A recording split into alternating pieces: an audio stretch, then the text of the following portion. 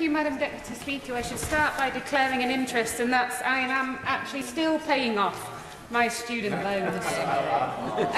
The student fees debate is always going to be an emotive issue, but I do actually believe that everybody on both sides of this House want the same outcomes.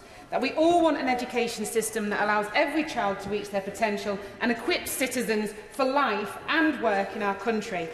But so far, some have argued that the staggering debt that students leave university with is notional. But considering I have been paying it off for 15 years, I can assure you that it doesn't feel notional. It feels very real indeed. And I'm sure it feels very real to everybody else in the UK still paying off their student debt in the same situation that I'm in. And I'm also very mindful that we are discussing heaping debt upon people who might not ever earn enough money to pay it off, while we're all sitting here, every one of us, earning nearly 3 times the amount of money for the national average salary in this country. Right. And during my 2 maternity leaves, I saw my student debt increase each year because the interest kept being added while I didn't earn enough money to be able to pay it off. Now, for those of you who've not been on maternity leave, I'll let you know, it's quite financially difficult and people can struggle. And it's incredibly demotivating and demoralising to see a debt constantly increasing all the time from going to university and just trying to get on in life.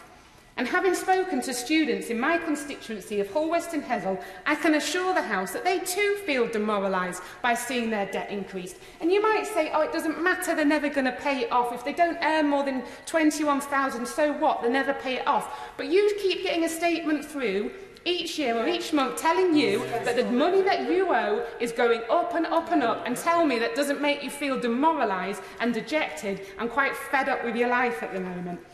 And now I agree with the Honourable Member for Harlow, and I'm looking forward to working with him, he's fortunately gone now, in the Education Select Committee, that the interest rates are appalling. And how can it be justified that it's so much higher than the Bank of England base rate? Yeah. And to make the unfairness of the high interest rates worse, I was only told this just the other day, someone contacted me and said, do you realise they start adding interest to the student loans from the moment you start university?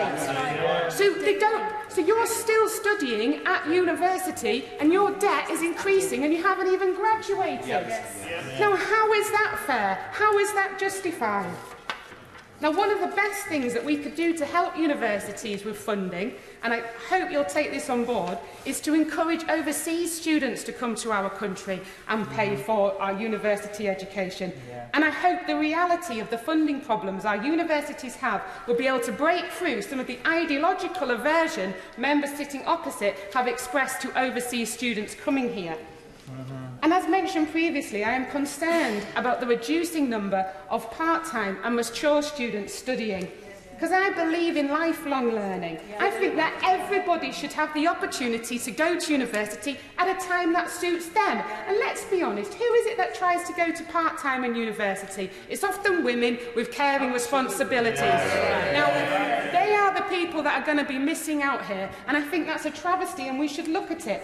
And I'm sorry, I don't buy this, that there's more people from the private backgrounds going to university and we've got tuition fees. Therefore, tuition fees mean more people from the private backgrounds go to university. That's rubbish. That's correlation, not causation. You can't say that increasing tuition fees mean more people from the private backgrounds go to university. That's total nonsense. That's right.